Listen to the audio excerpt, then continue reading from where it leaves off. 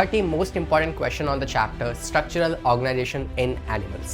Hey smart people, स्वागत है आपका हमारी आज की इस वीडियो में। आज है डे 1 हमारे इस पर्टिकुलर चैप्टर का और इस पे हम लगाने वाले हैं आज 30 क्वेश्चंस। तो आइए स्टार्ट करते हैं हमारी आज की इस मुलाकात को विदाउट वेस्टिंग एनी टाइम। सबसे पहला सवाल आपकी स्क्रीन के सामने होगा, क्वेश्चन को खुद से अटेम्प्ट करना है और इसके बाद ही हम इसका सॉल्यूशन साथ में देखने वाले हैं। ठीक है, तो पहले आपको दिए जाते हैं 10 सेकेंड्स। ठीक है, क्वेश्चन को मतलब वीडियो को पॉज कर लीजिए और क्वेश्चन को रीड कर लीजिए, फिर हम इसका सॉल्यूशन जो है देखते हैं। राइट, और हो सकेगा तो यार मैं आपको हर सवाल के पीछे का जो कॉन्सेप्ट है वो भी सिखाते हुए चलूँगा। तो आपको अगर ऐसा लगता है कि यार इस सवाल का जवाब मुझे आता है पहले से, सॉल्यूशन देखने की ज़रूरत नहीं है मुझे, तो आप सिंपली वीडियो को फॉरवर्ड करके आगे भी बढ़ सकते हैं। ठीक है, स्टार्ट करेंगे पहले सवाल के साथ। कह रहा है from evolution point of view the tissue which originates first was. तो अगर हम बात करते हैं एवोल्यूशन के पर्सपेक्टिव में, तो सबसे पहला टिश्यू जो है वो एक ह्यूमन बॉडी में कौन सा बनता है? Is this epithelial tissue, is this connective tissue, is this skeletal tissue? कौन सा टिश्यू पहले बनता है? Right, muscular tissue, sorry. तो देखा जाए तो हम कह सकते हैं कि जो एपिथेलियल टिश्यू है इसकी ही ये प्रॉपर्टी होती है। सॉल्यूशन की बात की जाए तो option number C B is the correct answer which is your epithelial tissue. Right, तो जो आपका एपिथेलियल टिश्यू होता है ये आपका फर्स्ट फॉर्मिंग टिश्यू है। First forming tissue. ठीक है, बाकी आप जानते हैं कि जो एपिथेलियल टिश्यू होता है वो कहाँ कहाँ पाया जाता है और काम क्या होता है इसका। तो ये एक ऐसा टिश्यू है जिसका रोल आता है आपके सिक्रीशन में, एब्जॉर्प्शन में, प्रोटेक्शन प्रोवाइड करने में। राइट, ये सारे काम होते हैं इस टिश्यू के। और ये आपकी बॉडी में एंडोथीलियम जो कि आपकी वॉल की लाइनिंग है वहाँ पाया जा सकता है। और इसके अलावा ये आपकी स्किन, ओरल कैविटी, ये सिंगल लेयर, मल्टी लेयर्ड भी हो सकता है। तो बहुत सारी प्रॉपर्टीज़ हमने इसकी पढ़ी होंगी ऑब्वियसली। राइट, और उसके अलावा कहा जाए तो एपिथेलियल टिश्यू जो है इसके डिफरेंट नाम भी होते हैं, जैसे कि आपका सिलेटेड भी हो सकता है, नॉन सिलेटेड भी हो सकता है। राइट, सीडोस्ट्रेटिफाइड हमने पढ़ा होगा, सिंपल कॉलमनार। तो डिफरेंट शेप्स हमें यहाँ पे मिल जाती है। बात करते हैं इसके अलावा एक और ऑप्शन आपको यहाँ पे दिया हुआ है which is your connective tissue. तो आपको याद रखना है कि अगर सवाल पूछा जाए कि बताओ मोस्ट अबंडेंट टिश्यू कौन सा है हमारी बॉडी के अंदर, तो वो है आपका कनेक्टिव टिश्यू। तो अगर बात करते हैं कनेक्टिव टिश्यू के बारे में, कनेक्टिव टिश्यू, तो इसके बारे में स्पेशल बात बतानी चाहिए आपको कि it is the most abundant tissue. Fine, तो इस सवाल का जवाब हमें मिल चुका है which is option number B. And शायद इससे कुछ खास और इन्फॉर्मेशन हमें जानने की जरूरत नहीं है एज पर दिस क्वेश्चन। आते हैं सेकंड क्वेश्चन की तरफ। Saying that the wall of coelom is formed of epithelium cord. तो जो सीलोम होता है ना, coelom is what? This is the empty cavity, empty space जो हमारे बॉडी के अंदर पाया जाता है। तो because we are coelomate, right, so empty cavity. तो इस जगह पे ये जो पूरी कैविटी है ये कौन सी तरह की एपिथेलियम से लाइंड हो रखी होती है? तो देखो इस सवाल का जवाब आपने खुद से अटेम्प्ट किया होगा एक बार, मैं ऐसा मान के चल रहा हूँ। ठीक है, नहीं किया है तो अभी भी कर लो, समय है। बाकी हाँ, option number B is the correct answer which is your squamous epithelium है, जो कि आपके सीलोम की लाइनिंग को जो है ना वो लाइन करता है। तो आपने पढ़ा होगा कि जो आपका एपिथेलियल टिश्यू है वो डिफरेंट टाइप का होता है। राइट, या फिर हम बात कर सकते हैं जो आपका एपिथेलियम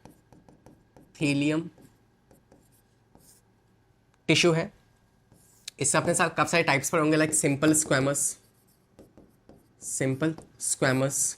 इसके अलावा आपने पढ़ा होगा सिंपल क्यूबॉइडल, है ना, कॉलमनार, सीडोस्ट्रेटिफाइड।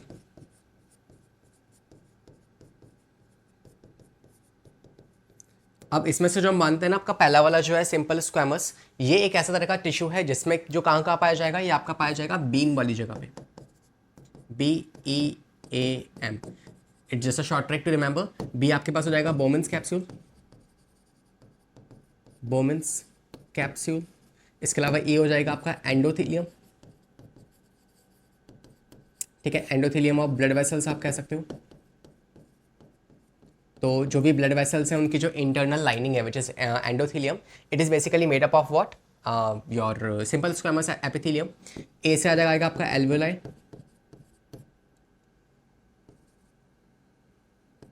तो जो एल्वेलाई होती है उसमें भी जो इंटरनल लाइनिंग होती है वो कौन फॉर्म करता है? आपका सिंपल स्क्वैमस ही फॉर्म करता है। इसके अलावा बी से हो जाएगा आपका मीजोथीलियम।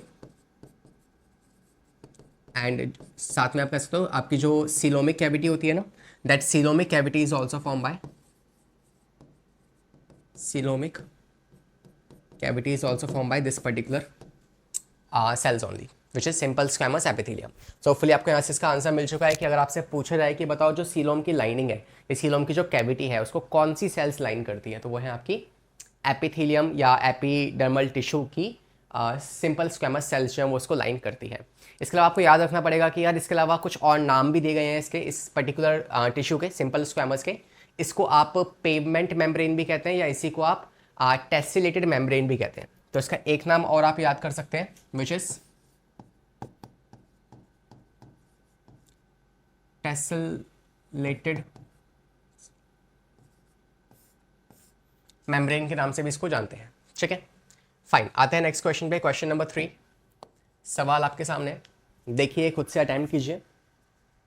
देखें भाई, लगाएं सवाल खट से। कह रहे gland in a vertebrate body में ओरिजिनेट फ्रॉम। तो वर्टिब्रेट में जो ग्लैंड्स हैं उनका ओरिजिन क्या होता है? Is this ectodermal, is this mesodermal, ectodermal, endodermal, या फिर सारी की सारी लेयर्स जो है उनसे मिलकर हमारी जो वॉल है वो बनती है, ग्लैंड्स है जो बनती है।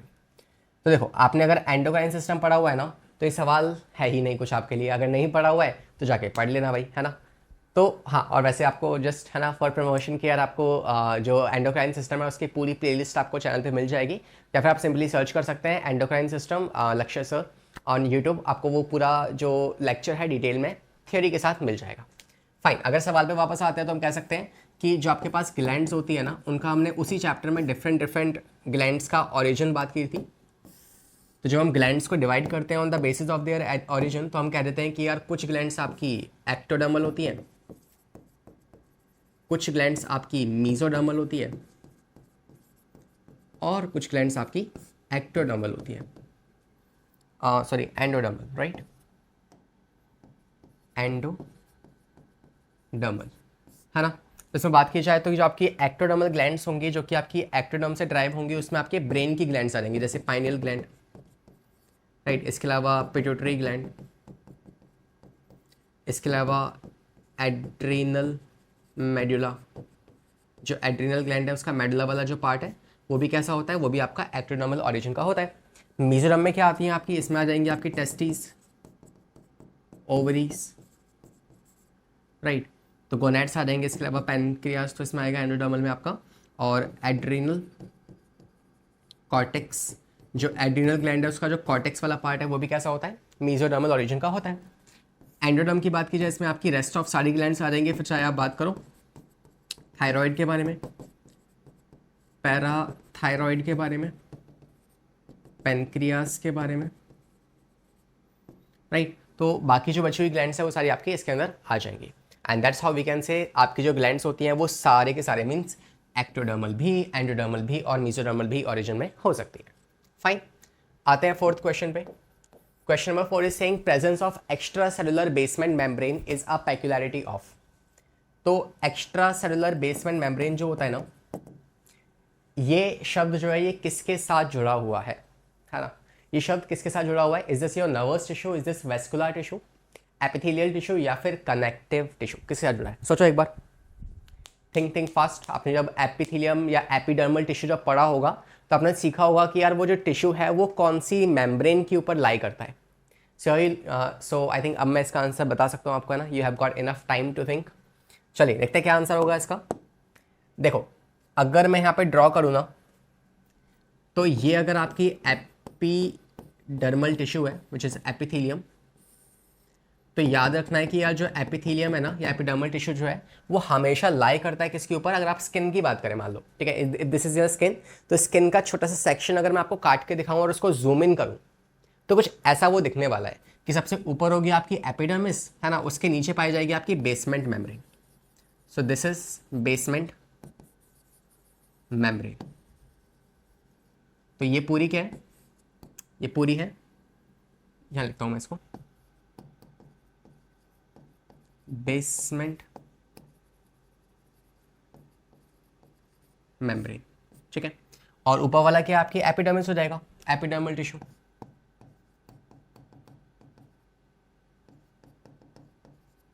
ठीक है, इसके नीचे क्या पाया जाएगा? इसके नीचे अगर आप देखेंगे तो तीसरी लेयर जो आपको मिलती है ना बेसमेंट मेम्ब्रेन के नीचे, वो मिलता है आपको connective tissue.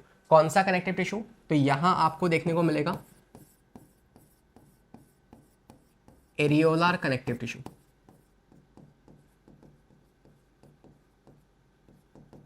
Areolar connective tissue. इसके और नीचे अगर आप आओगे तो आपको डर्मिस ऑफ द स्किन मिलेगी, और वो जो डर्मिस ऑफ स्किन है वो बनाई किसने है? It is form by your this one, this is nothing but dermis of skin which is formed by irregular connective tissue, irregular dense connective tissue। और इसके और भी नीचे अगर आप आओगे तो फाइनली आपको मिल जाएगी क्या? आपकी फाइनली आपको देखने को मिल जाएगी like this one, that is actually dermis के भी नीचे जो आपको मिलेगा वो बना होगा आपके एडिपोस टिश्यू से, एडिपोस कनेक्टिव टिश्यू।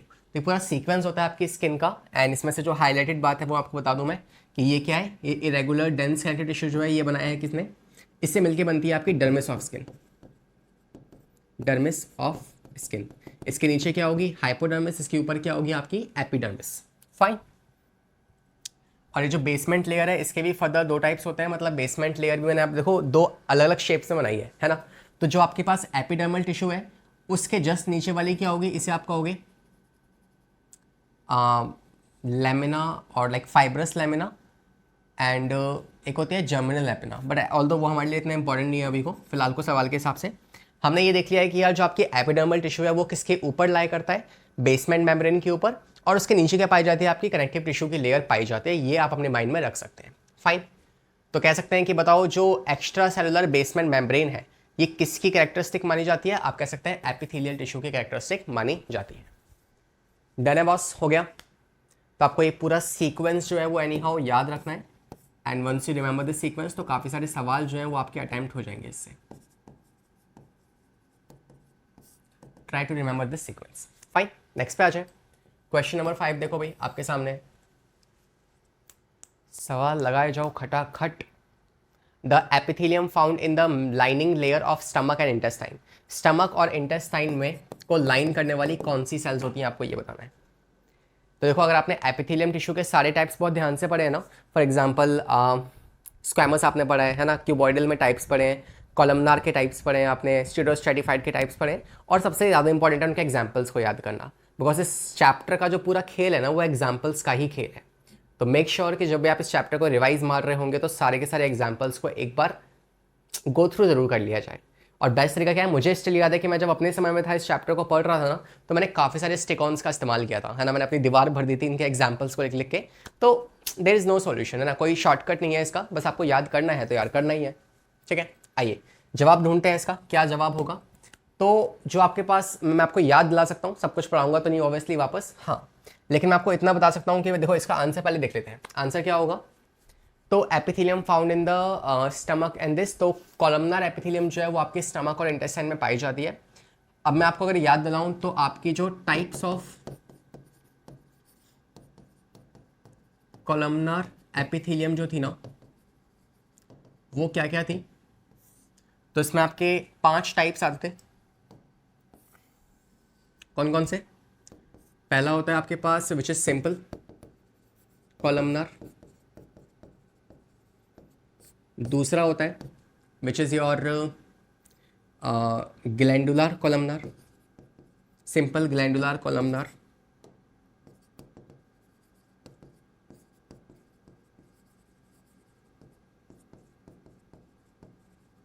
तीसरा जो होता है वो होता है आपका ब्रश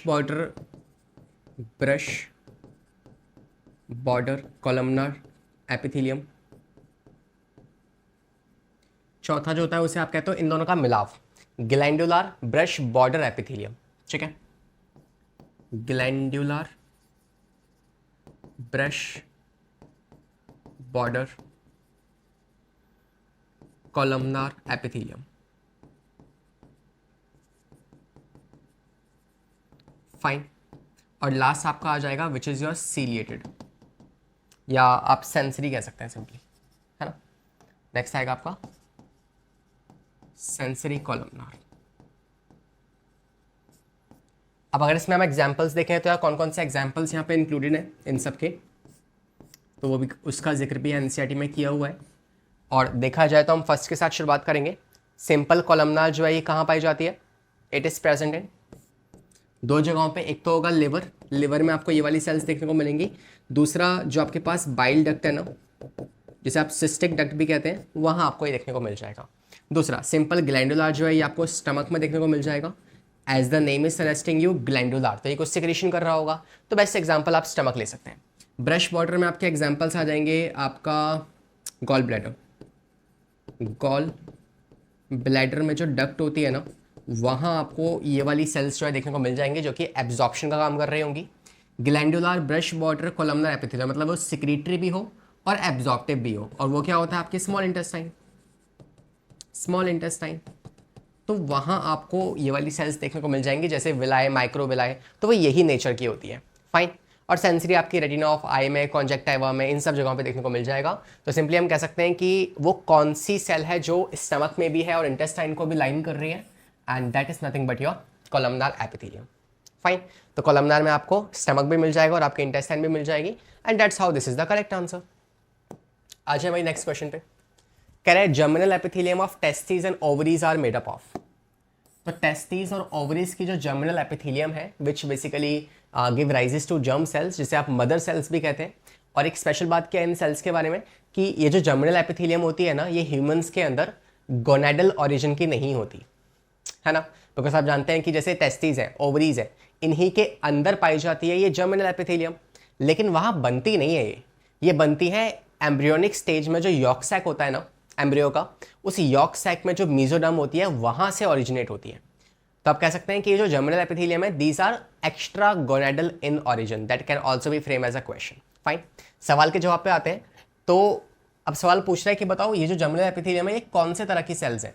तो अगर आपको याद हो ना, अगर आपको याद हो types of cuboidal cells, simple cuboidal cells जो उनके टाइप्स अगर आपने पढ़े हो,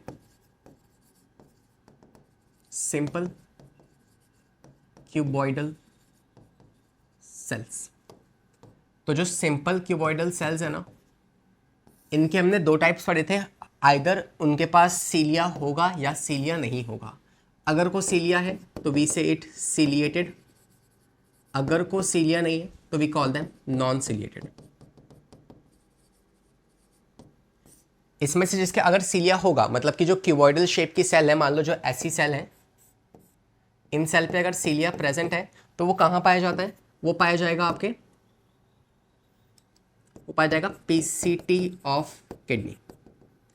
तो किडनी में जो नेफ्रॉन है उसका जो पीसीटी वाला पार्ट है ना, वहां पाई जाती है ब्रश बॉर्डर क्यूबॉइडल एपिथेलियम। हालांकि अगर आपको याद हो तो हमने ब्रश बॉर्डर कोलमनार में भी देखी है, लेकिन कोलमनार जो है वो नेफ्रॉन में, किडनी में नहीं है। अगर को क्यूबॉइडल है, क्यूबॉइडल शेप की सेल है और ब्रश बॉर्डर है, मतलब सीलिया है उसके ऊपर, so that is an example of PCT, वहां पाई जाती है। वहीं अगर बात करें कि क्यूबॉइडल सेल्स हैं लेकिन सीलिएटेड नहीं है, तो वो कहाँ पाई जाएंगी? उसके काफ़ी सारे एग्जाम्पल्स हमें दिए हुए थे, जैसे डीसीटी ऑफ किडनी, ठीक है, ovary, thyroid follicles, thyroid gland जो इसमें जो फॉलिकल्स पाए जाते हैं वो भी एग्जाम्पल है इसका, ठीक है। इसके अलावा आप कह सकते हैं जो जर्मिनल एपिथेलियम है, जर्मिनल एपिथेलियम, ठीक है। इसके अलावा आप एग्जाम्पल्स ले सकते हैं, जैसे पेनक्रियास की जो डक्ट हो जाएगी वहाँ पाया जाएगा ये, है ना, डक्ट ऑफ पेनक्रियास। तो ऐसे कुछ एग्जाम्पल्स आ जाएंगे आपके नॉन सिलिएटेड के अंदर। और भी कुछ एग्जाम्पल्स हैं, मुझे इंस्टेंटली याद नहीं आ रहे, आते तो मैं लिख दूंगा यहाँ पे, ठीक है। बाकी दीज आर द एग्जाम्पल्स। हमें हमारा आंसर मिल चुका है, which is your option number B, A. तो क्यूबॉइडल सेल्स जो है ये एग्जाम्पल है किसका? टेस्टिस और ओवरीज का, that is your germinal epithelium. तो ये है जो बनाती है इसको। फाइन। होपफुली आपको सारा कुछ रिमाइंड हो चुका है, इसमें कुछ सीखने वाली बातें नहीं है, बस याद करने वाली बातें हैं। तो एनी हाउ या तो आपको याद होगा या फिर याद नहीं होगा, यही आंसर हो सकता है ना। इट्स नॉट लाइक कि सर मैं सोच रहा हूँ, मैं ट्राई कर रहा हूँ, तो कुछ नहीं होता है ना, बेवकूफ मत बनाओ। Next, which of the following is a holocrine secretion. इनमें से कौन है जो होलोक्राइन सिक्रीशन का होता है? तो अगर आपको याद हो तो हमने 3 तरह की ग्लैंड्स पढ़ी हैं, या ग्लैंड्स को हम 3 बेसिस पे डिवाइड करते हैं। कि वेदर वो अपना डिफ्यूजन की मदद से हार्मोन सिक्रीट कर रही है या सिक्रीशन को सिक्रीट कर रही है, या वो सिक्रीशन तो सिक्रीट कर रही है लेकिन साथ में जो प्लाज्मा मेम्ब्रेन है उसको भी सिक्रीट कर दे रही है, या पूरी की पूरी सेल ही सिक्रीट हो जा रही है, ऑन 3 बेसिस, राइट। तो हम ग्लैंड्स को डिवाइड करते हैं ऑन 3 बेसिस, और वो 3 बेसिस क्या है? पहला हो जाएगा कि भाई जो ग्लैंड है वो आपकी एक तरीके से एपोक्राइन है, या एक मिनट, मीरोक्राइन, या तो फिर वो एपोक्राइन होगी या फिर वो होलोक्राइन होगी, ठीक है। तो ये 3 तरीके से आप ग्लैंड्स को जो है डिवाइड कर सकते हैं, और मीरोक्राइन को आप एक्राइन सेल, एक्राइन ग्लैंड भी कहते हो, फाइन। अब इसमें एग्जांपल्स क्या पढ़ते हैं हम? इसमें एग्जांपल्स आपके आते हैं इंटेस्टाइनल ग्लैंड और गैस्ट्रिक ग्लैंड, साथ में सलाइवरी ग्लैंड भी आ जाएगा, ठीक है। हाँ, सेकंड की बात करें तो एपोक्राइन में क्या एग्जांपल्स आ जाएंगे? इसमें आपके आएंगे मेमोरी ग्लैंड्स, इसके अलावा सेरोमिनस ग्लैंड, सेरोमिनस मतलब वैक्स ग्लैंड जो होते हैं जो आपके ईयर्स में पाए जाते हैं। इसके अलावा एग्जांपल्स आ जाएंगे इसमें एपोक्राइन में आपके जो स्वेट ग्लैंड्स है ना वो तो आएंगे ही, लेकिन सर स्वेट ग्लैंड तो इसमें भी थे, तो कैसे? वैसे मेजॉरिटी ऑफ स्वेट ग्लैंड्स आपके इसमें आएंगे सर, दोनों में कैसे आ सकते हैं? तो देखो मैं आपको बता देता हूँ, sweat glands under the armpits, जो आर्म पिट है उनके अंदर जो स्वेट ग्लैंड्स होंगे ना वो वाले स्वेट ग्लैंड्स ये वाले नेचर के होते हैं, और जो नॉर्मल मेरी स्किन पे जो स्वेट ग्लैंड्स है वो कौन से हैं? वो ये वाले हैं, ठीक है। तो इट इज अंडर आर्म पिट, ये बात आपको ध्यान रखनी है, ठीक है। और तीसरे होलोक्राइन में आपको सिर्फ एक ही आते हैं, विच is your sebaceous glands, fine. जो ऑयल सिक्रेटिंग ग्लैंड्स है वो आपके यहाँ पे आ जाएंगे। अगर मैं डायग्रामेटिकली शो करूँ कि ये है क्या चीज़, तो आपके जो सेल्स हैं, मान लो ये आपके ग्लैंड्स के सेल्स हैं, और ये जो ग्लैंड के सेल्स हैं अगर ये मान लो अपना सिक्रीशन निकाल रहे हैं तो it's a kind of a मीरोक्राइन gland. दूसरा यही है, सेम कंडीशन, ये सेल्स हैं आपके ग्लैंडुलर सेल्स, लेकिन मान लो इन ग्लैंडुलर सेल से सिक्रीशन तो निकल रहा है लेकिन साथ साथ में प्लाज्मा मेम्ब्रेन भी सिक्रीट हो जा रही है और ये बाहर निकल जाएगा। We call this as a apocrine glands, जो वेसिकल्स की फॉर्म में रिलीज हो रहे हैं। और तीसरा वाला कुछ ऐसा होगा जहाँ पे हमारे पास एक सेल है और उसमें पूरा का पूरा सेल ही रिलीज कर दिया with its own secretion, so we call this one as a holocrine gland. Hopefully आपको समझ में आ चुका है। तो होलोक्राइन ग्लैंड का एग्जांपल क्या है आपका? Option number B, which is your sebaceous gland. Done है, हमने सवाल तो सॉल्व किया ही, साथ साथ में पूरा कॉन्सेप्ट भी रिवाइज कर लिया। 8th क्वेश्चन पे आ जाओ। कह रहे हैं non keratinize stratified squamous epithelium. बाप रे, क्या इससे छोटा नाम नहीं मिला? हाँ है हमारे पास, हम कह सकते हैं इसको NKSSE, non keratinize stratified squamous epithelium. तो ये जो है ये कहाँ पाई जाती है? Is this lining your epidermis of the skin and of the land vertebrate, oral cavity of pharynx, vagina in cervix, और लास्ट ऑप्शन ठीक कर लो, लास्ट ऑप्शन है both B and C, both B and C. आप करो इस question को attempt, try by yourself, देखें क्या आंसर होगा इसका। चलिए, तो सॉल्यूशन के ऊपर अगर हम जिक्र करें तो हम जानते हैं कि जो आपकी एक तरीके से स्ट्रेटिफाइड सेल्स होती है ना, वो 2 तरह की है, एक है नॉन क्रेटिनाइज्ड, एक है क्रेटिनाइज्ड। क्या है ये केराटिन? केराटिन जो है एक तरह का प्रोटीन है जो कि आपकी स्किन पे पाया जाता है, दैट्स अबाउट इट। इसकी बात करते हैं तो यहाँ पर अगर देखा जाए तो वी कैन से कि जो आपके पास स्ट्रेटिफाइड एपिथेलियम जो होगी ना, स्ट्रेटिफाइड एपिथेलियम, जो कि आपकी कंपाउंड एपिथेलियम भी कहते हैं इसको, कंपाउंड एपिथेलियम, ये आपकी 2 तरह की होती है। एक को आप कहते हो नॉन क्रेटिनाइज्ड और एक को आप कहते हो क्रेटिनाइज्ड।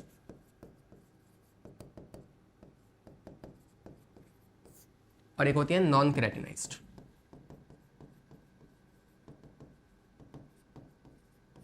ठीक है, तो जो आपकी नॉन क्रेटिनाइज्ड है ना, या पहले क्रेटिनाइज की बात करते हैं तो ये आपकी स्किन फॉर्म करती है बेसिकली, ठीक है। जैसे आपके नेल्स हो गए वो बनते हैं इससे, हेयर्स हो गए, हेयर, नेल, इसके अलावा आपकी जो एपिडर्मिस है, ठीक है, तो एपिडर्मिस ऑफ स्किन जो है वो बनती है इससे। तो ये सब कौन बनाता है? क्रेटिनाइज्ड स्ट्रेटिफाइड एपिथेलियम, ठीक है, या फिर आप कहते हैं क्रेटिनाइज्ड स्ट्रेटिफाइड स्क्वैमस एपिथेलियम, ठीक है। तो ये स्क्वैमस की बात कर रहा हूँ मैं, डिवीजन कौन से कर रहे हैं? स्क्वैमस में डिवीजन कर रहे हैं, ठीक है। स्ट्रेटिफाइड भी डिफरेंट तरह की हो सकती है, स्क्वैमस, कॉलमनार, सिलिएटेड, हम स्क्वैमस की बात कर रहे हैं। इसको आप दो तरीके से डिवाइड करेंगे। अब अगर को वो नॉन क्रेटिनाइज है तो यहाँ पे एग्जांपल्स आपके आ जाएंगे, जैसे कि ईसोफेगस, ठीक है। इसके अलावा आप कह सकते हैं बक्कल कैविटी या ओरल कैविटी, ठीक है। इसके अलावा आप कह सकते हैं और एग्जांपल्स आ जाएंगे आपके, ऑस्ट्रेचियन ट्यूब तो नहीं लेंगे, फेरिंग्स आप ले सकते हो, फेरिंग्स। इसके अलावा एनल ओपनिंग, इसके अलावा vagina in the females, cervix. इसके अलावा आप एग्जांपल ले सकते हो, आपने कॉन्जेक्टाइवा सुना होगा, है ना, कॉन्जेक्टाइवा। तो ये सब एग्जांपल्स किसके हैं? आपके नॉन क्रेटिनाइज्ड के। आप इसे कैसे याद रखेंगे? मैंने इसको इस तरीके से याद रखा था कि जो क्रेटिनाइज्ड है मतलब हार्ड प्रोटीन प्रेजेंट है, इसका मतलब आपके नेल्स, स्किन, हेयर, ये सब कुछ आ जाएगा। और जो हार्ड लेयर नहीं है तो ये मेजरली वहाँ पाई जाएंगी जहाँ पे ओपनिंग्स है। तो mouth, buccal cavity is the opening, oral या ईसोफेगस एक ओपनिंग है आपकी, एनल ओपनिंग बाहर एग्जिट वाला पॉइंट है, वेजाइना, सर्विक्स ये भी एग्जिट वाले पॉइंट है। ऐसी कॉन्जेक्टाइवा आपकी जो आई में होती है which is again expose to the environment. तो वो सारे ऑर्गन्स जो कि एक्सपोज हैं आपके एनवायरनमेंट के, वहाँ पाई जाएगी आपकी non keratinized squamous stratified epithelium. Fine, तो आप कह सकते हैं इसका आंसर क्या होगा? Option number D is the correct answer for this question, ठीक है। Oral cavity, pharynx, vagina, cervix, यहाँ सब पाई जाएंगी आपकी ये वाली सेल्स। नेक्स्ट पे आ जाए, 9 क्वेश्चन फटाफट से सॉल्व करो। ओके, ऑलरेडी हम इसे सॉल्व कर चुके हैं, मतलब सॉल्व नहीं कर चुके हैं मगर हम इसका कॉन्सेप्ट सीख चुके हैं, which is salivary gland, right. तो देखो अगर पीछे आप स्लाइड में जाएंगे तो सलाइवरी ग्लैंड किसका एग्जाम्पल है? आपकी मीरोक्राइन का। तो ये आपका आंसर हो जाएगा। फाइन, 10th पे आ जाओ। Saying fibrous tissue which connects bones in. तो fibrous tissue which connects the bones, तो एक बोन को दूसरे बोन से ज्वाइन करने वाला कौन सा फाइब्रस टिश्यू है, आपको ये बताना है। तो आपके पास ये जो दो बोन्स हैं इनके बीच में ज्वाइन करने वाला कौन है, आपको ये बताना है। सिंपल। तो देखा जाए तो हम कह सकते हैं कि एक बोन को दूसरी बोन से ज्वाइन करने वाला कौन होता है आपका? वो होते हैं आपके लिगामेंट्स, राइट। तो आपको याद रखना है कि ये आपने कहाँ पढ़ा था? ये आपने पढ़ा है कनेक्टिव टिश्यू में जो सेकंड टाइप होता है, जिसे आप कहते हो एक तो होता है लूज कनेक्टिव टिश्यू, एक होता है डेंस कनेक्टिव टिश्यू, राइट। तो आपने, अगर मैं आपको पूरा फ्लो चार्ट पढ़ाऊँ तो कनेक्टिव टिश्यू जो है ये दो तरह का होता है। एक होता है लूज कनेक्टिव टिश्यू, एक होता है डेंस कनेक्टिव टिश्यू, एक होता है आपका तीसरा स्पेशलाइज्ड, एक होता है आपका स्पेशलाइज्ड कनेक्टिव टिश्यू। तो इसमें से अगर डेंस की बात करें तो डेंस कनेक्टिव टिश्यू जो होता है इसमें आपके दो टाइप्स आते हैं, एक आता है रेगुलर, एक आता है आपका irregular. Regular dense connective tissue, एक होता है आपका इरेगुलर। और जो आपका डेंस रेगुलर है ना, इसमें दो टाइप्स आते हैं, टेंडॉन्स और लिगामेंट्स, टेंडॉन एंड लिगामेंट। तो आपको वहां पे याद रखना है कि लिगामेंट जो है वो बोन को बोन से ज्वाइन करेगा, टेंडॉन जो होते हैं आपके मसल को बोन से ज्वाइन करते हैं। Fine, so they join muscle to bone, और ये ज्वाइन करते हैं बोन टू बोन। फाइन, तो हम कह सकते हैं क्या आंसर होगा इसका? सेकेंड आंसर क्या होगा इसका? Option number C is the correct answer, ligament join bones to bone. Fine, तो क्वेश्चन भी हमने कर लिया। आते हैं 11th क्वेश्चन पे।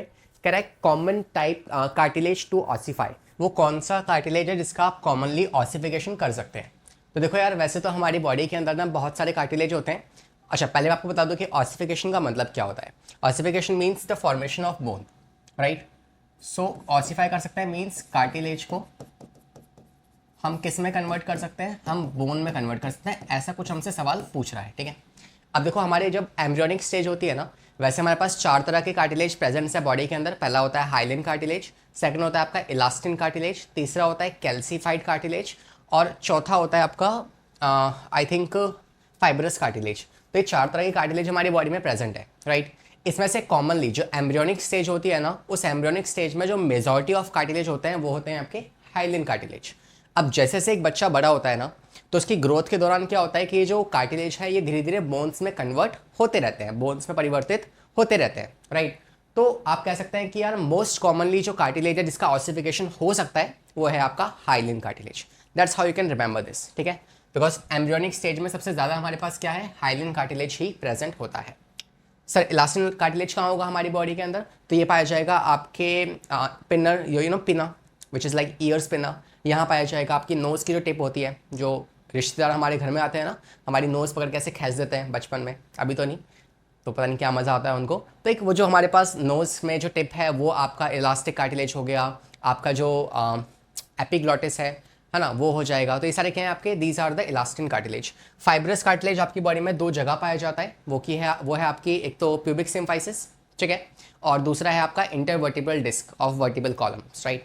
तो 2 जगह ऐसी है जहाँ पे आपका वाइट फाइब्रस कार्टिलेज पाया जाएगा। Fine, so this is present in कहाँ पे, आपके प्यूबिक सिम्फाइसिस, और ये पाया जाएगा आपके white fibrous cartilage between intervertebral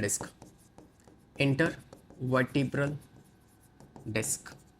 बात करें इलास्टिन कार्टिलेज की तो ये पाया जाएगा आपके ईयर पिन्ना में। इसके अलावा आप कह सकते हैं टिप ऑफ नोज, इसके अलावा आप कह सकते हैं एपिग्लॉटिस,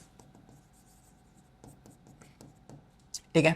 बाकी जो हाइलिन कार्टिलेज है ये आपको पाया जाता है जो आपके रिब्स है ना, like for example if these are the ribs और ये स्टर्नम है, तो स्टर्नम और रिब्स के बीच में जो कार्टिलेज का जॉइंट होगा ना, ये जॉइंट यहाँ पाया जाता है आपका हाइलिन कार्टिलेज। और इसके अलावा ये आपको मिल जाएगा आपके, कह सकते हैं कि जो आपके ट्रैकिया है, ब्रोंकाई है, ब्रोंकियोल्स है, वहाँ पे जो है वहाँ पे भी पाया जाएगा, ठीक है, ट्रैकिया के अंदर। तो इन सब जगहों पे आपका हाइलिन कार्टिलेज मिल जाएगा। फाइन, तो हम सिंपली कह सकते हैं option number A is the correct answer because embryonic stage में। अच्छा, एक और place, that is your embryonic stage. तो एम्ब्रियोनिक स्टेज में जो मेजॉरिटी ऑफ कार्टिलेज होता है वो कौन सा होता है, हाइलिन कार्टिलेज। तो बचपन में ही हम उसे कन्वर्ट कर सकते हैं किसके अंदर, बोन के अंदर। That's what we call as ossification of cartilage. Fine, 12th question पे आते हैं। Saying that mast cells found in the areola tissue secretes what? Think for yourself. सोचो एक बार क्या होता है इस सवाल का जवाब। देखो वैसे इस सवाल को सॉल्व करने के लिए बेसिक जो आपको पता होना चाहिए ना, दैट इज़ कि आपके जो कनेक्टिव टिश्यू है ना वो किससे मिलके बना होता है। तो like what is the composition of connective tissue. तो टॉपिक क्या पता होना चाहिए आपको, that is composition of connective tissue. तो होपफुली आपने क्वेश्चन को रीड किया होगा, खुद से अटैम्प्ट किया होगा। मैं आपको इसका आंसर बता रहा हूँ। तो देखो कनेक्टिव टिश्यू जो है ये आपके 3 चीज़ों से मिलकर बना होता है। एक होती है आपके ग्राउंड मैट्रिक्स या ग्राउंड सब्सटेंस, दूसरे होते हैं protein fibres,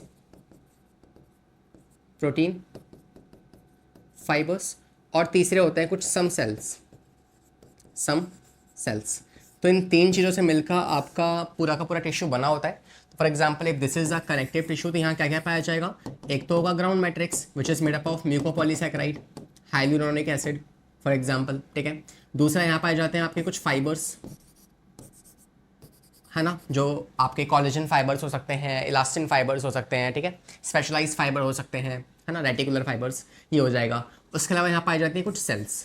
now this sales जो हैं, ये सेल्स कौन कौन सी हो सकती है, तो ये सेल्स आपकी हो सकती हैं प्लाज्मा सेल्स हो सकती हैं, लिम्फोसाइट्स हो सकती हैं, macrophages, fibroblast, reticulocytes, ependymal cells, mast cells, इनमें से कोई भी सेल हो सकती है। तो हमारे पास टोटल 7-8 तरह की सेल्स होती है। So we have some cells, और वो सेल्स कौन कौन सी हो सकती हैं, these can be mast cell, these can be macrophages, these can be mast cells, macrophages, fibroblast, इसके अलावा एडिपोसाइट्स, इसके अलावा आप कह सकते हैं आपकी हो जाएगी एपेंडाइमल सेल्स या मीजनकाइमल सेल्स, मीजनकाइमल सेल्स, ठीक है। इसके अलावा यहाँ हो सकती हैं आपकी फाइब्रोब्लास्ट हो गया, adipocytes, macrophages, mast cells, mesenchymal cells, pigmented cells, reticular cells, pigmented cells हो सकती हैं, रेटिकुलर सेल्स हो सकती हैं, प्लाज्मा सेल्स हो सकती हैं, ठीक है। तो आई थिंक 5, 3, 8, हाँ, तो ये सारी तरह की क्या होती है सेल्स यहाँ पे पाई जा सकते हैं। इनमें से कुछ होंगी कुछ नहीं होंगी, तो डिपेंड्स ऑन, ठीक है। तो आप कह सकते हैं कि जो मास्ट सेल्स हैं, इनमें से ये जो आपकी मास्ट सेल्स हैं क्या सिक्रीट करती है, तो ये 3 केमिकल सिक्रीट करते हैं and we call them as a serotonin, heparin and histamine. तो तीनों ही केमिकल्स जो हैं ये मास्ट सेल के द्वारा रिलीज किए जाते हैं। इसमें से हेपेरिन जो है वो एक तरह का एंटी कोएगुलेंट है, जो आपका हिस्टामिन है वो इन्फ्लामेशन कॉज करता है, और सेरोटोनिन जो होता है वो एक तरह का आपका वैसोकॉन्ट्रिक्टर होता है। Fine, so this is what, this is a kind of a vasoconstrictor, ठीक है। इसमें से हिस्टामिन जो है ये आपके इन्फ्लामेशन कॉज करेगा, इन्फ्लामेशन रिएक्शंस कॉज करेगा, और हेपेरिन जो है ये एक तरह का एंटी कोएगुलेंट है, a natural anti coagulant. Fine, तो अगर इतनी इन्फॉर्मेशन आपके पास है तो I think like this question is nothing, right. आते हैं नेक्स्ट क्वेश्चन पे, question number 13, saying that areolar connective tissue joins what to what. तो देखो यार ये सवाल बहुत फेमस है, काफ़ी बार ये सवाल रिपीट हुआ है, तो एनी हाउ आपको ये सवाल याद ही हो जाना चाहिए। अगर आपने बैठ के शिद्दत से PYQs भी लगाए होंगे ना, तो मुझे लगता है कि यार ये सवाल ना लाइक आपको दिमाग में बैठ चुका होगा, याद हो चुका होगा। तो अगर सवाल लगा नहीं है और अगर सच में सिलेक्शन पाना चाहते हो ना, तो सवाल इतने सारे लगा लो, इतनी बार लगा लो कि यार सवाल देखते ही याद हो जाए, एटलीस्ट बायो में। तो वो है आपका option number A, which is integument to muscles, ठीक है। तो जो आपका एरियोला टिश्यू है वो क्या जोड़ता है, वो आपके इंटेगुमेंट को मसल से जोड़ता है। Fine, areolar connective tissue, done. Next पे आ जाए, चलिए। अच्छा, बोन को बोन से कौन जोड़ेगा आपका, तो वो हो गया आपका लिगामेंट, लिगामेंट। बोन को मसल से कौन जोड़ेगा, आपके टेंडोन्स जोड़ेंगे, एंड लिगामेंट और टेंडोन्स जो होते हैं ये आपके पार्ट हैं किसके, आपके डेंस कनेक्टिव टिश्यू के। फाइन, 14 पे आते हैं, saying elastin cartilage is found in. तो आपको ने बताया कि आपके पास 4 तरह की कार्टिलेज है, 4 टाइप्स ऑफ कार्टिलेज, और वो 4 कौन कौन से हो सकते हैं, दिस कैन बी, पहला हाइलिन कार्टिलेज, दूसरा इलास्टिन कार्टिलेज, तीसरा फाइब्रस कार्टिलेज, और चौथा कैल्सीफाइड कार्टिलेज। 4 तरह की कार्टिलेज जिस आपकी बॉडी में हो सकते हैं। इनमें से the auditory tube, लैरिंग्स, pinna of the year, इसके अलावा ट्रैकिया एंड इंटरवर्टिबल डिस्क। तो इनमें से कौन कौन सा है जिसमें आपका इलास्टिन कार्टिलेज पाया जाएगा। यहाँ पे आप ब्रोंकियोल्स जोड़ लो इसको हटा के, ब्रोंकियोल्स। अब अगर देखा जाए तो आपको पता है कि यार इलास्टिन कार्टिलेज जो है ये काफ़ी फ्लेक्सिबल होता है, इलास्टिक नेचर का होता है, and it has more of elastin proteins. तो ये कहाँ पाया जाएगा, ये आप देख सकते हैं जो ऐसे पार्ट जो कि इलास्टिक नेचर के हों, जैसे आपका पिन ऑफ द ईयर है ना, मास्टर कितना खींचा है हमारा, फिर भी कुछ नहीं हुआ, it's like tip of the nose, ठीक है, epiglottis, these are the examples of elastin cartilage, ठीक है। तो एग्जाम्पल्स मैं आपको इससे पहले बता चुका हूँ, तो मैं यहाँ पे रिपीट नहीं कर रहा हूँ, बट हाँ I can say that directly the answer is option number A, auditory tube, eustachian tube, larynx हो गया, पिन्ना ऑफ द मैमल्स हो गया, दीज आर द एग्जाम्पल्स। बाकी ट्रैकिया, ब्रोंकियोल्स, इनमें क्या होगा, इनमें आपका हाइलिन कार्टिलेज पाया जाएगा, हाइलिन कार्टिलेज। और इसके अलावा आपके जो इंटरवर्टिबल डिस्क है यहाँ पे आपका फाइब्रस कार्टिलेज पाया जाएगा। Fine, hopefully no doubt is there. अगले पे आ जाए, क्वेश्चन नंबर 15 देखो, saying the strongest cartilage is, सबसे स्ट्रॉन्ग कार्टिलेज कौन सा है। तो यार नाम से हम समझ पा रहे हैं, एक आपके पास है हाइलिन कार्टिलेज, गेस करना ठीक है कौन सा सही हो सकता है। एक है आपके पास option number A elastin cartilage, option number B hyaline cartilage, option number C fibrous cartilage, option number D calcified cartilage. क्या लगता है कौन सा वाला, नाम सुन के लगा लो, तो कई मार लो चलो है ना इस बार को, कौन सा कार्टिलेज सबसे ज़्यादा स्ट्रॉन्गेस्ट कार्टिलेज है। देखें आंसर, चलिए option number B is the correct answer. Fibrous cartilage जो है आपका स्ट्रॉन्गेस्ट कार्टिलेज है, और ये लीस्ट मूवमेंट अलाउ करता है, लीस्ट मूवमेंट जो है ये अलाउ करता है। फाइन, तो आप कह सकते हैं कहाँ पाया जाएगा, ये आपका पाया जाएगा इंटरवर्टिबल डिस्क में, इंटरवर्टिब्रल डिस्क। इसके अलावा ये पाया जाएगा क्यूबिक सिम्फाइसिस,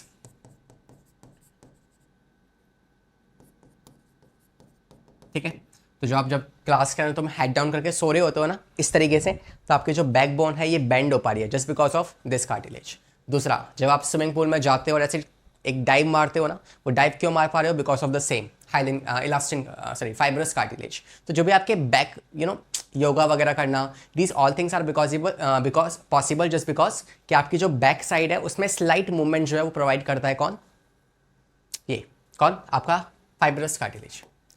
क्वेश्चन नंबर 16 आपके सामने पेश किया जाता है, कह रहा है हायोइड अपैरेटस। अब सर ये हायोइड क्या है, तो यार देखो जिन लोगों का इंटरेस्ट है ना फॉरेंसिक साइंस में जाने का, तो इट्स लाइक जब जो लोग फॉरेंसिक साइंस की स्टडी करते हैं ना उनको पढ़ाई जाती है हायोइड बोन। तो यहाँ पे जो आपके नीचे लोअर जॉ में एक बोन है which is called as hyoid bone.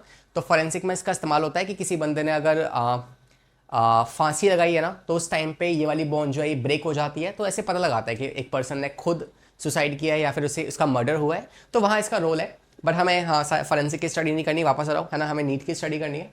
तो हम कह सकते हैं कि हायोइड अपैरेटस जो है वो क्या किससे बना होता है, कौन से कार्टिलेज से बना होता है। तो आज सुन लिया तो याद रखना कि जो आपका हायोइड अपैरेटस है वो आपके हाइलिन कार्टिलेज से बना होता है। तो हायोइड से हाइलिन, ऐसे आप इसको याद कर सकते हैं। डन, नेक्स्ट पे आ जाए। क्वेश्चन नंबर 70 कह रहा है intervertebral disc are composed of, अभी बताया मैंने आपको, which is your fibrous cartilage, 2 बार हम इसको रिपीट कर चुके हैं। क्वेश्चन नंबर 18 देखो, saying that the end of the bones of the limbs are composed of which cartilage. तो जो आपके बोन्स होते हैं ना, जो आपके बोन्स होते हैं उनकी एंडिंग को अगर आप देखोगे ना,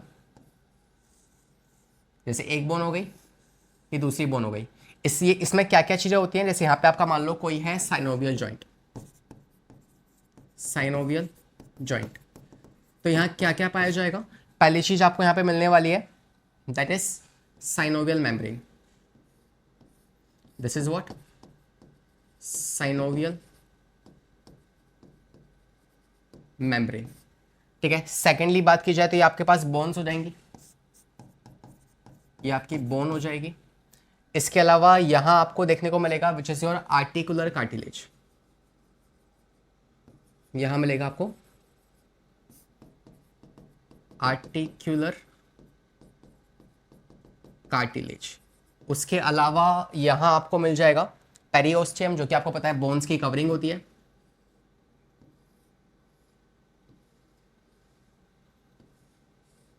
दिस इज व्हाट, पेरिओस्टियम।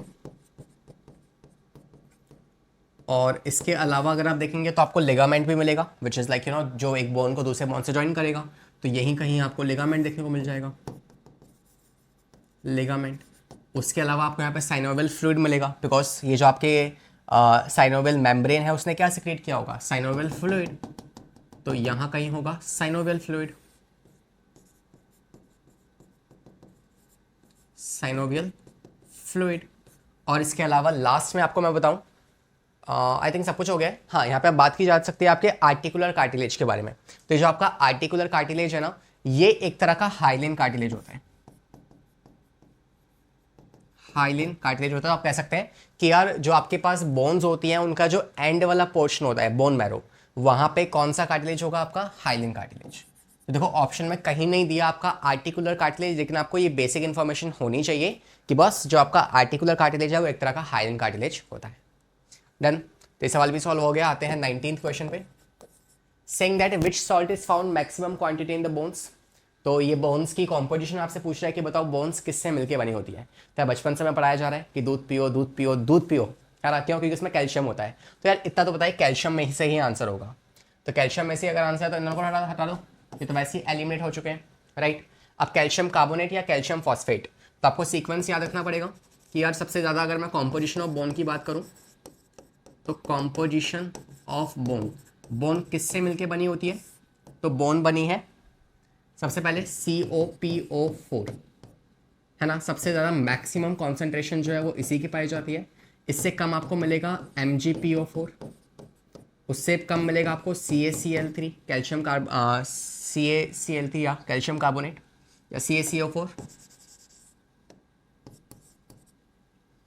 हाँ, और बाकी इसके अलावा कुछ आपको आयंस मिल जाएंगे ETC। तो ये आपकी कॉम्पोजिशन होती है इसमें से आप। अच्छा, इसके अलावा और भी कुछ होता है बोन में, एक तो ये होगा, इसके अलावा क्या हो सकता है बोन में आपका पाया जाता है हाइड्रोक्सी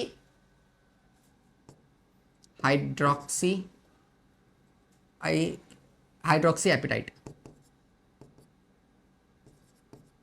हाइड्रोक्सी एपेटाइट, जिसका फॉर्मूला होता है CaPO4OH2 610, या दिस इज द फॉर्मूला। तो Ca10PO4 6OH2 hydroxy apatite carbonate. ठीक है, तो ये आपका हो जाएगा आंसर। हाइड्रोक्सी एपेटाइट फॉस्फेट ऐसी कुछ नाम होता है इसका। ठीक है, तो इन दोनों से मिलके जो है आपकी ये बोन बनी होती है, that is why we can say option number B is the correct answer. Maximum composition क्या होती है, कैल्शियम फॉस्फेट की होती है। याद रखोगे ना, नहीं रख पाओगे तो एक काम करो, कमेंट में जाओ, कमेंट में लिख दो दैट इज कैल्शियम फॉस्फेट जो है सबसे ज़्यादा मैक्सिमम क्वांटिटी में पाया जाता है आपकी बोन्स के अंदर। और जब भी कोई उसको लाइक करेगा तो सिंपली क्या होगा, आपको एक रिमाइंडर आ जाएगा यूट्यूब पे, see that's also a nice way. But again है ना, ये सब फालतू की चीज़ें नहीं करनी है, अपनी पढ़ाई पे ध्यान दो। Again that's what I want and that's what we all want from you, है ना, बस अपनी पढ़ाई ढंग से करनी है आपको और कुछ नहीं करना। नेक्स्ट कह रहा है mammalian bones differs from a cartilage. एक बोन जो है वो कार्टिलेज से कैसे डिफरेंट होती है, आपको ये बताना है। कौन सा स्ट्रक्चर है जो इन दोनों को डिफरेंट बना सकता है। राइट, कर लिया अटेम्प्ट खुद से एक बार, देखें answer. So the correct answer for the question is option number D, which is Haversian canal. Haversian canal एक ऐसी कैनाल है जो कि आपको सिर्फ और सिर्फ बोन्स में देखने को मिलेंगी, कार्टिलेज में देखने को नहीं मिलेंगी। मैं आपको अगर बोन का स्ट्रक्चर बना के दिखाऊं ना, तो मान लो ये एंडोस्टियम है, this is medulla, medullary cavity, और इसके बाहर आपको मिल जाएगी एंडोस्टियम, दिस इज व्हाट एंडोस्टियम। फिर इसके बाद बाहर आपको क्या मिलेगा, कुछ ऐसा सा स्ट्रक्चर मिलेगा,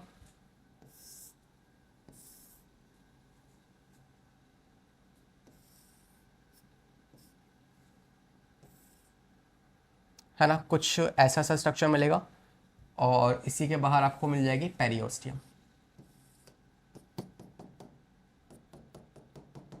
तो मान लो ये हो जाएगी पेरियोस्टियम।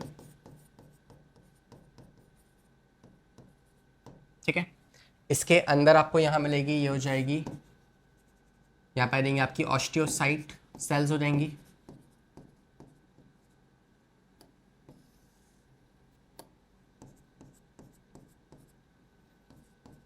ऑस्टियोसाइट्स। अंदर अगर आप आएंगे ना तो आपको पहले क्या मिलेगा, आपको मिलेगा lamina. Lamina are some concentric circle like structures, जहाँ पे आपको ऑस्टियोसाइट्स देखने को मिलेंगी, या इनको भी ऑस्टियोसाइट हटा सकते हो आप, है ना, दीज आर नथिंग। तो क्या है आपके पास, ये है लेमिना। लेमिना के अंदर आपको मिल जाएंगी ऑस्टियोसाइट्स, स्टार शेप सेल्स, और जिस डिप्रेशन में ये पाए जाते हैं उसे आप कहते हो lacuna. So this depression is lacunae, और these lines are what, these are called as lamina, lamella होगा आई थिंक।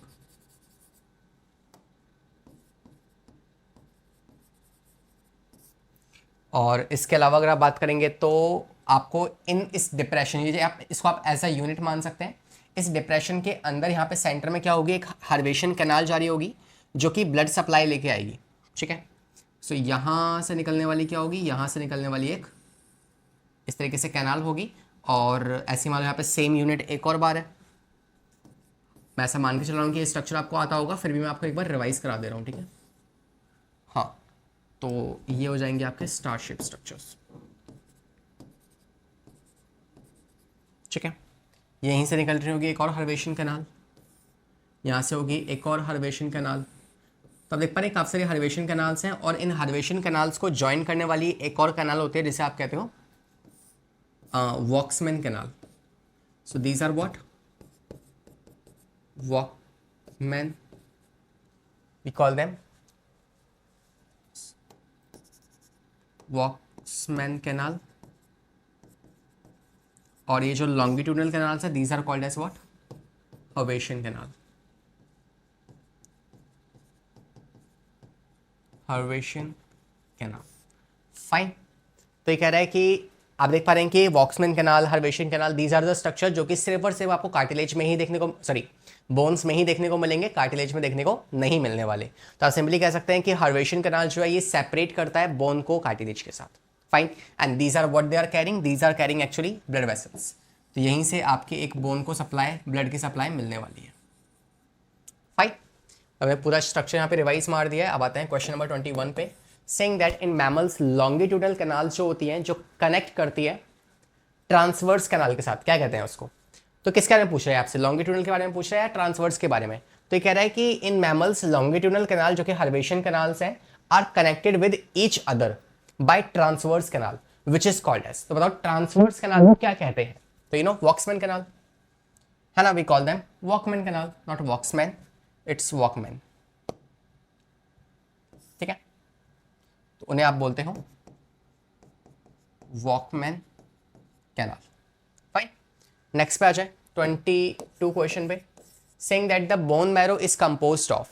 तो बोन मैरो जो होती है वो किस चीज से मिलके बनी होती है, आपको ये बताना है किस चीज से मिलके बनी होती है। Is this muscle fibres and adipose tissue, areola tissue, adipose tissue, adipose tissue, calcified cartilage या एडिपोज, एरियोलार एंड ब्लड वेसल्स।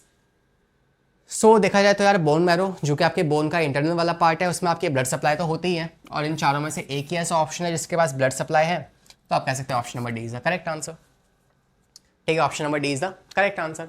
बाकी आप जानते हैं कि जो आपका एडिपोज टिश्यू है और जो एरियोलार टिश्यू है, इसमें से जो आपके पास एडिपोज टिश्यू होगा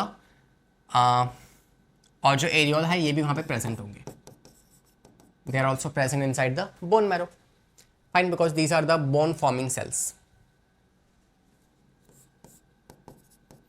ब्लड फॉर्मिंग सेल्स जो है ना वो इनके पास होंगे, तो वो अल्टीमेटली क्या करने वाली हैं, आपके पास बोन मैरो के पास होनी ही चाहिए।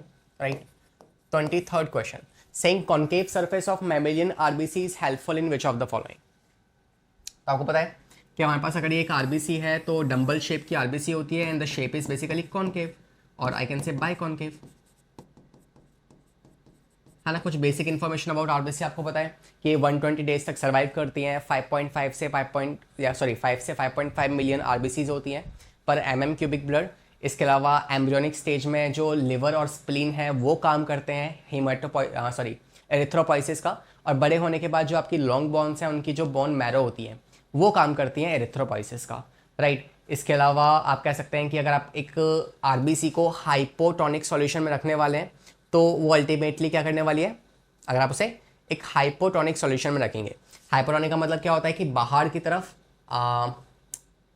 पानी ज़्यादा है, तो अगर बाहर पानी ज़्यादा है तो सेल में पानी कम होगा, तो बाहर से अंदर आएगा तो मतलब वो स्वेल कर जाएगी और ब्रस्ट कर जाएगी।